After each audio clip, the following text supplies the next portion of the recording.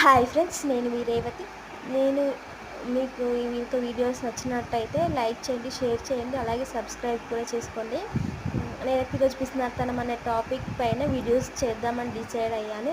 అందులో భాగంగా ఈరోజు ఎపిసోడ్ 1 వీడియో చేస్తున్నాను. ఆ వీడియో పిసినారి హస్బెండ్ ఉంటే ఆ వైఫ్కి ఎలా ఉంటుంది అనేది చెప్దామనుకుంటున్నాను. ఆ పిసినారి హస్బెండ్ పొద్దున లెగిస్తే మొదలు పడుకునే వరకు ఇది ఇంతే, ఇది ఇంత లిమిట్లో ఉండాలి. ఛాయ్ నుంచి మొదలు పెడితే ప్రతిదీ, వంట, సోప్ పౌడర్ అన్నీ ఇంతే వాడాలి, ఇన్ని రోజులు రావాలి, ఇంత లిమిట్ పెట్టి ఉంటే హస్బెండ్ ఉంటే ఆ భార్యకైతే చుక్కలే కనిపిస్తాయండి.